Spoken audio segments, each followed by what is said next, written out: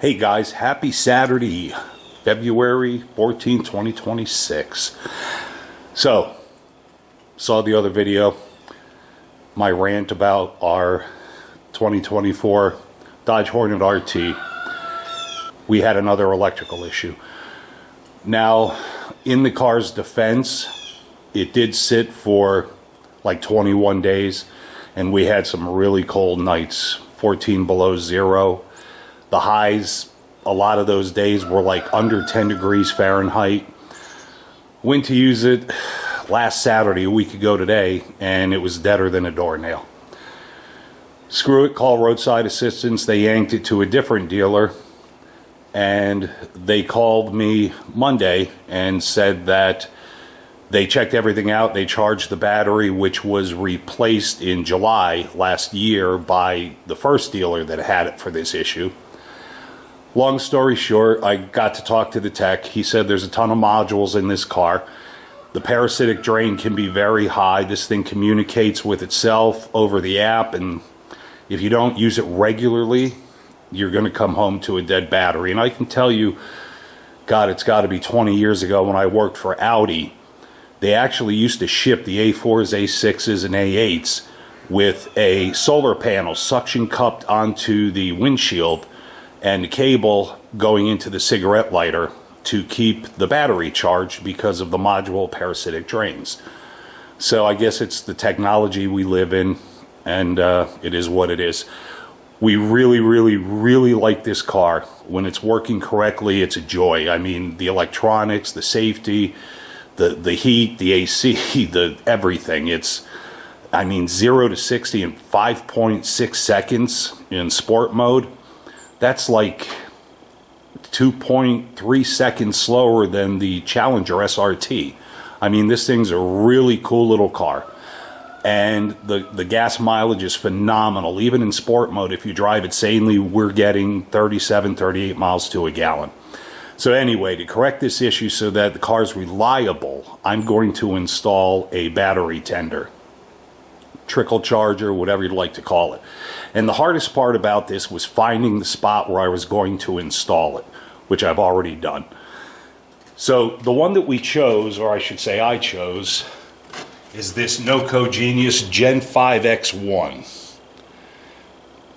And two of the reasons I chose it was its small size and the reviews.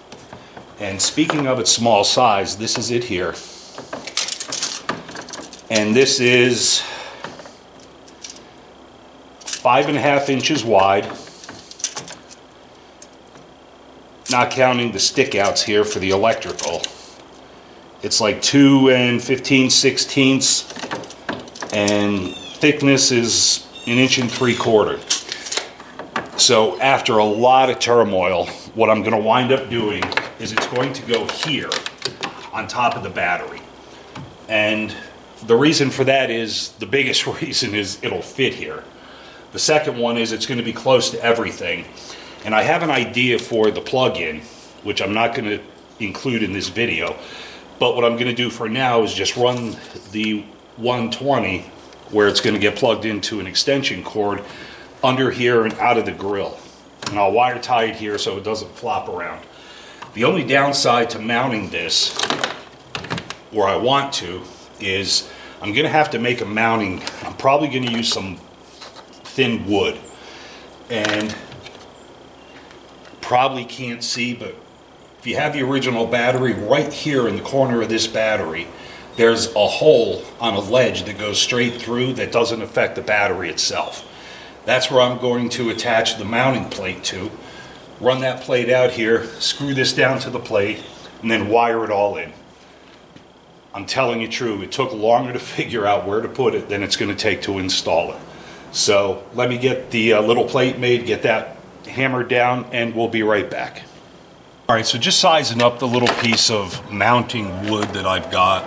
And I have a piece of 3/16 plywood lying around from all the projects that we do. And I cut it to this length and it's going to go right here. And like I said, right here is a hole that passes straight through this lip, which is very convenient for this. That's this is going to get screwed to the top of the battery here. And then I'm going to leave a little bit of room between this cover and the battery post. Then I'll put the charger here and I'll mark everything. There's 2 mounting spots on the charger. So I'll mark their location and I'll bolt that down to the piece of plywood. Then I'll bolt the piece of plywood down to, like I said, the top of the battery, and that'll keep things in place. And it'll help with vibration that could damage, probably wouldn't, but could damage the charger because it's not going to be plugged in when you're driving, of course. So let me get everything marked out and put in, and yeah, we'll be right back. So I happen to think that maybe someone would like to see how I'm going to mark this. And again, I'm going to leave a little bit of space between my mounting plate, the battery post, and this cap here, because you have to take this off to access the positive side of the battery. So I'm going to eyeball it up, hold it in place, put the charger on it,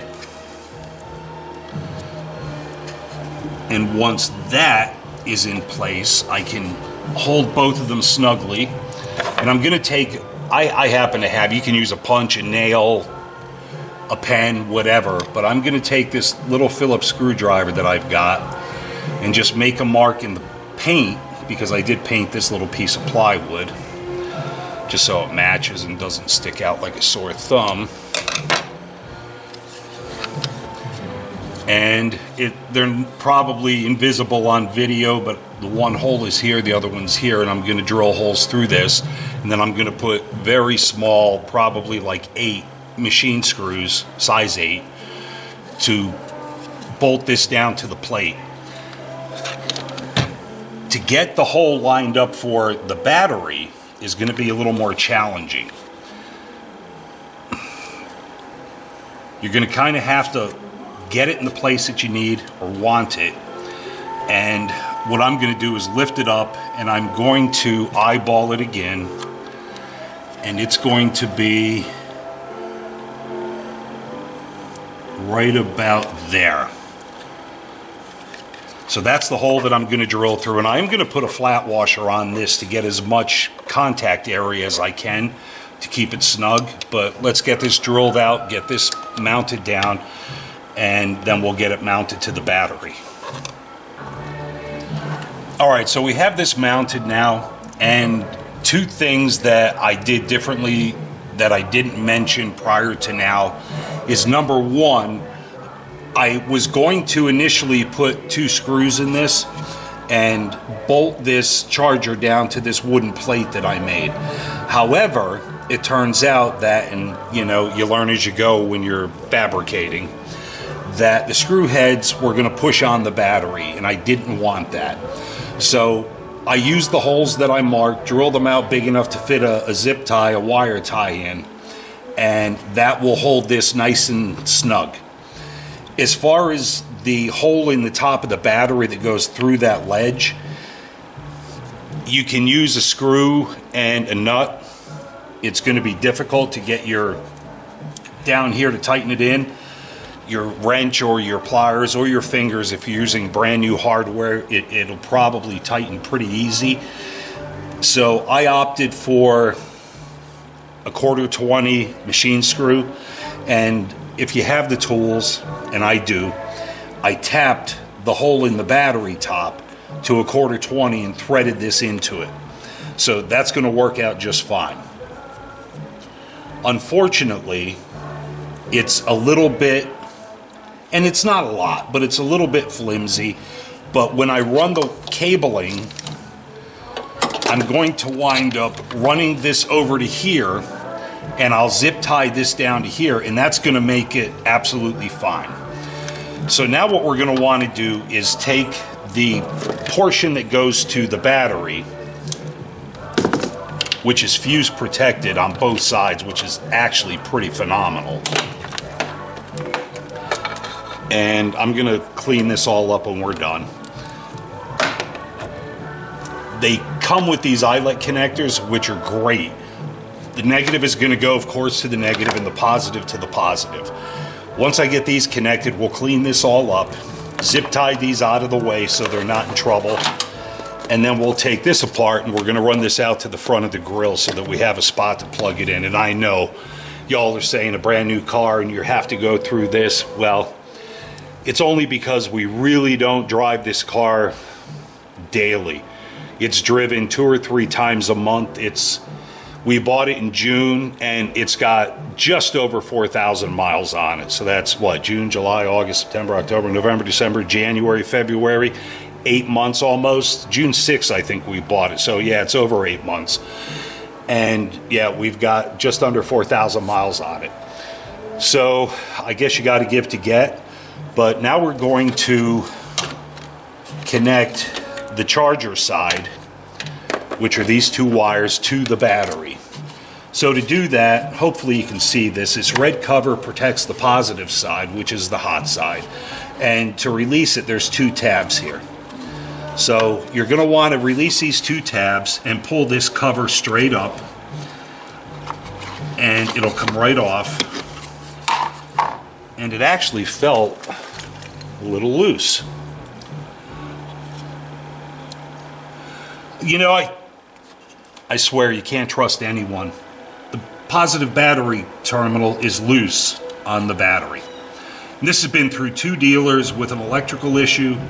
So I know that these are 10 millimeter. I'm going to grab a 10 millimeter wrench and we're going to tighten these up. Unbelievable. All right, so typical of engineers, no offense to any engineers that may be watching this, but the negative is 10 millimeter, the positive is 13 millimeter. So what we're going to do is disconnect this negative 10 millimeter, and this is where our negative side is going to go for the charger, which is black.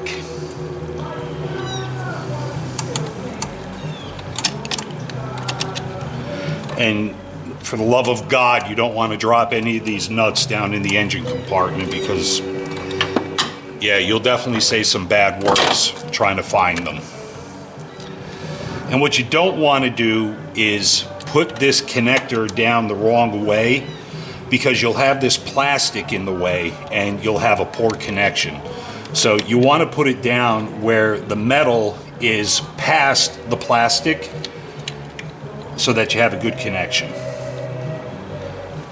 Obviously start it by hand.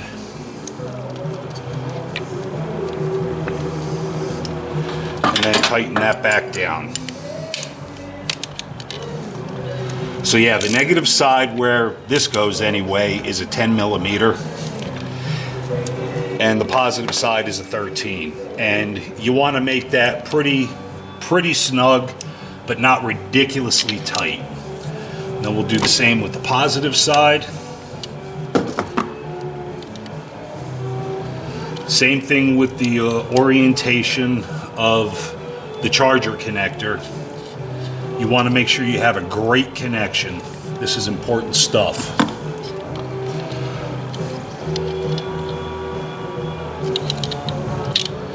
And I chose this post because there's a clearance hole here on the cover and so forth, so you shouldn't have an issue with the wire being in the way. You know, from the charger, that is. And again, be very careful not to drop one of these nuts down in the engine compartment. And same as the negative side, you're going to want to make sure this is pretty snug, but not so snug that you break anything. So that'll be good to go. So now we're going to get these routed. Probably run this one here, like that, so I can access the fuses. And we'll secure everything down, make it pretty, and then we're going to run the 120 out to the front of the grill. I have a plan to do this differently, but I'm not going to do that today. It's actually warm today, it's 30, but my plan is going to take a little more time, and I just don't have that kind of time today. So let me get this cleaned up. We'll run that out front. Then we're going to check it out and test it. Be right back. All right, so I guess we can wrap up this video. So it's plugged in. It's 12 volt. It's working.